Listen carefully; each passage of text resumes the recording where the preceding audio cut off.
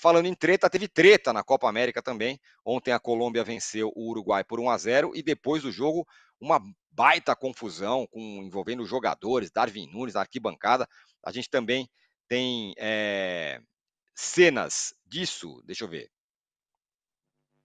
Temos, olha lá, olha a confusão que aconteceu com jogador, torcida, parece que a O família do Darwin Darwin Núñez Núñez está bem ali no meio, né? está lá. O Darwin Núñez estava ali no meio, ele que perdeu 2 gols, né, durante o jogo. Mas ali, olha a confusão que aconteceu na semifinal da Copa América envolvendo torcida, jogadores e além Teve mais, uma Alicia. explicação do Giménez, Fala, né? Rodrigo.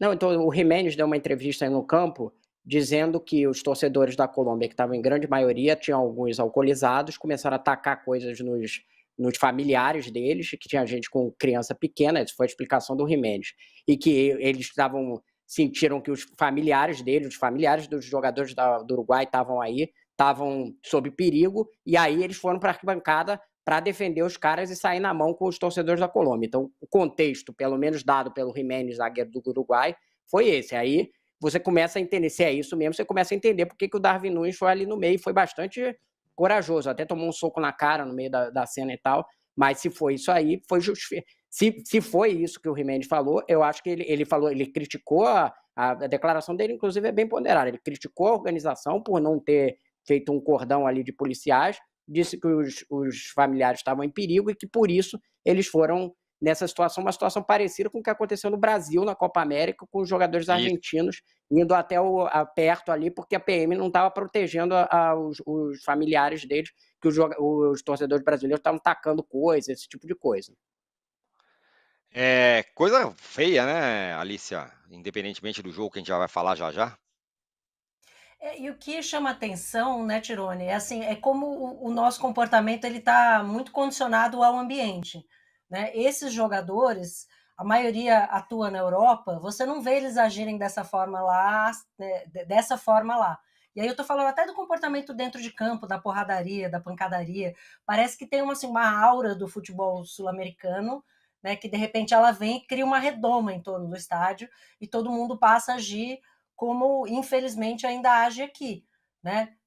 Você não vê esse tipo de confusão em arquibancada, você raramente vê esse tipo de confusão em arquibancada nos campeonatos americanos, de qualquer esporte, né? Muitas dessas pessoas que estavam ali, muito provavelmente moram nos Estados Unidos, e não sei se comportam dessa forma quando estão ali acompanhando esportes americanos. Então, é uma pena que parece que há uma autorização para agir de maneira violenta quando o contexto é o contexto do futebol sul-americano. A gente está falando, né, de uma das principais competições do mundo, das principais competições de seleção, organizada nos Estados Unidos, disputada por muitos atletas que atuam na Europa, e de repente parece um jogo de oitavas de final de Libertadores, com gente arremessando coisa, jogador arremessando garrafa na direção da torcida. Então, assim, não dá para normalizar esse tipo de coisa. E aí eu acho que o despreparo da segurança tem muito a ver com não estar esperando esse tipo de coisa, né? Não é uma coisa que costuma acontecer lá. E imagina, se aconteceu no Maracanã, né, no Brasil, em que esse tipo de coisa é mais comum, ali eu acho que foi todo mundo meio pego de surpresa, né? Os jogadores irem para dentro da arquibancada da porrada em torcedor. Então, a gente viu um pânico das famílias, né? E quem já foi com criança em estádio, assim, eu imagino o desespero de você precisar, né, sair de perto disso com seu filho. Então, eu entendo o movimento dos jogadores de quererem proteger suas famílias, mas ali certamente estava todo mundo errado, né? Em algum momento todo mundo errou, e é isso. Eu acho triste que esse tipo de comportamento parece que só acontece quando é sul-americano com sul-americano, né? Em outros contextos todo mundo parece que sabe se comportar melhor.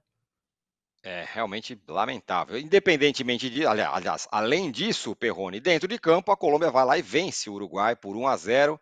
Cruzamento de quem? James Rodrigues. 1-0. Depois do James Rodrigues deu carrinho, chorou.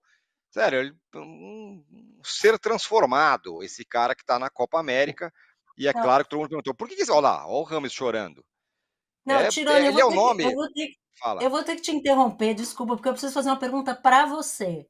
Por favor. Disseram ontem que ele tem dois funcionários da comissão técnica dedicados a ele, um fisioterapeuta e um psicólogo, que são dedicados ao Rames Rodrigues na seleção brasileira. Não vale a pena botar 2 caras dedicados para ele dentro do São Paulo, para ele jogar esse futebol que ele está jogando lá? Não tem jeito de se ele jogar, vale. Traz aí todo mundo, quem ele quiser, tal, para o cara jogar para caramba desse jeito. É a pergunta o que se faz, o Perrone. Quem é esse cara que joga a Copa América desse jeito e o outro que não bate pênalti nem com o Novo Horizontino, se recusa a bater pênalti contra o Novo Horizontino, não é contra o Uruguai? Quem são essas duas personas? Cara, eu acho que essa é a pergunta mais difícil do futebol brasileiro hoje, né, de ser respondida.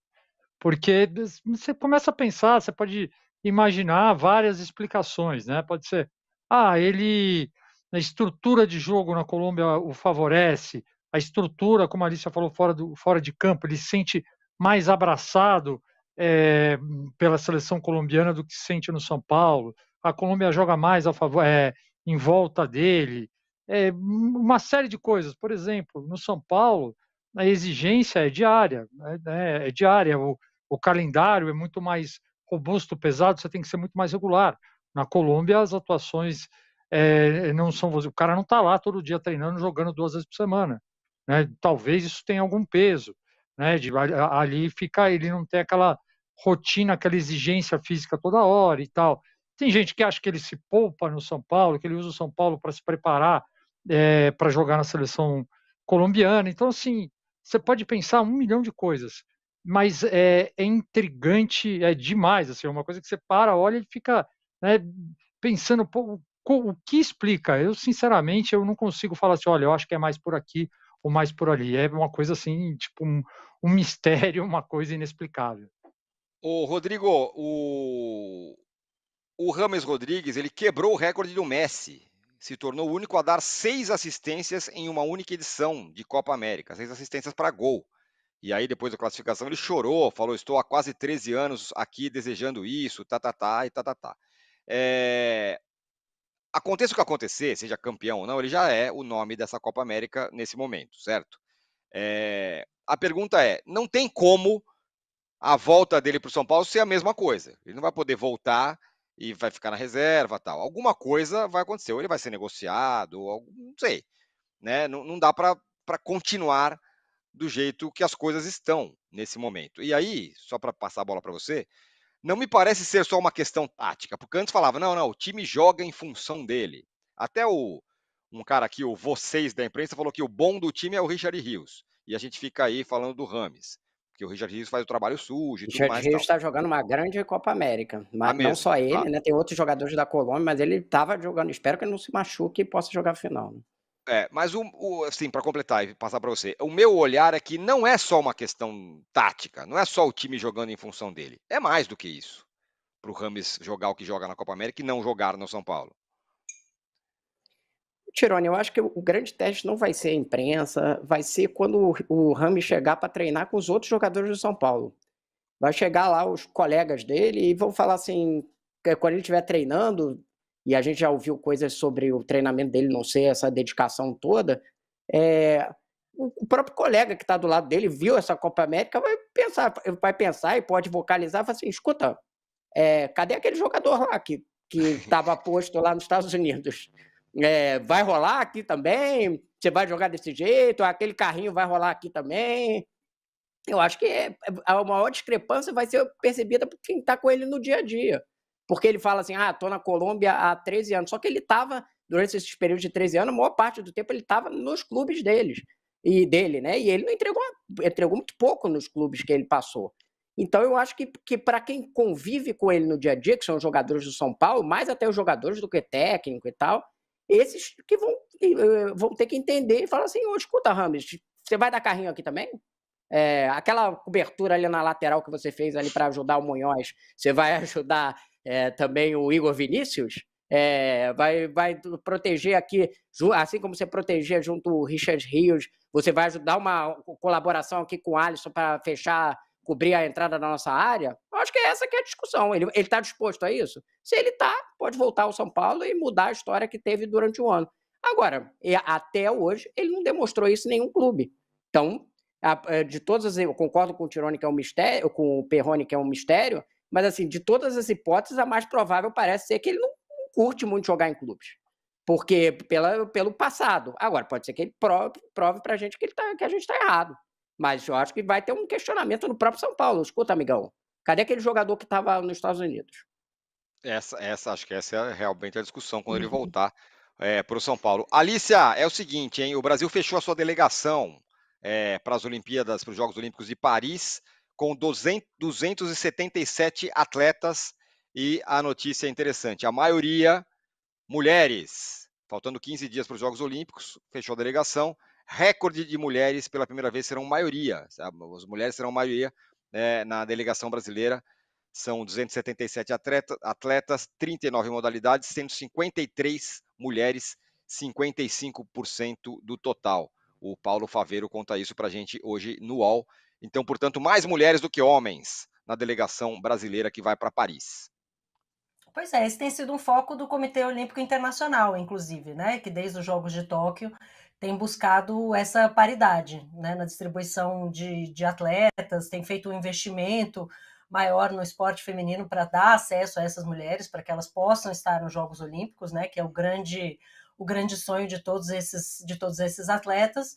E a gente espera ver isso com continuidade, né, Tironi? Porque, assim, infelizmente, o que é comum no esporte olímpico é haver um investimento muito grande mais no final do ciclo, e depois esses atletas e essas atletas têm muita dificuldade de seguir nos seus esportes, mas é uma ótima notícia, né? Vale lembrar, o futebol masculino, por exemplo, não está nas Olimpíadas, mas as mulheres estão, e a gente fica aqui na torcida para que isso se reflita em medalhas também, para que o time Brasil faça uma excelente campanha em Paris, né, tão boa quanto fez nos Jogos, né, melhor, né, do que fez nos Jogos de Tóquio, mas uma boa notícia, um sinal de evolução, né, antes tarde do que nunca. Muito legal, sim. Então teremos Tironi, Oi, fala. não, eu ia fazer uma observação. Uma coisa que é emblemática é que o primeiro Jogos que teve mulheres foi os Jogos de Paris, lá em 1900. Agora está me faltando aqui, mas são os Jogos de Paris. E hoje é igual, né? Na Olimpíada Acho é que é igual homens e mulheres. 1924. 24, que são 100 anos. No Brasil você tem mais mulheres, mas na Olimpíada toda tem uma representatividade igual entre os dois, né? E, de fato, o caso do Brasil é porque as mulheres são melhores esportistas do que os homens nesse momento, porque elas estão em várias competições que não se classificaram os homens, né? Por exemplo, ginástica, a Alicia já citou o futebol masculino, tem algumas que estão os homens, como o basquete masculino, eles classificaram agora, mas é puramente um critério técnico, né? Perfeito. Muito bem. Ficamos por aqui, batemos com folga a nossa meta de likes, que era 1.000, chegamos aí em 2.000. A nossa enquete ficou assim, quem tem o buraco mais complicado para sair? Corinthians, 38%, Fluminense, 58% e Grêmio, 4%. Vocês estão menosprezando o buraco que o Grêmio está enfiado nesse momento. Ficamos por aqui. Agora, aqui no UOL Sports tem o Melhores Mementos às 10 horas, às 11 horas tem o De Primeira e às 18 horas entra em campo o Fim de Papo. Amanhã tem o All News Express, um pouquinho mais cedo, às 8h30, porque às 9 horas tem posse de bola. Valeu, Perrone, valeu, Rodrigo, valeu, Alícia. Beijos, tchau.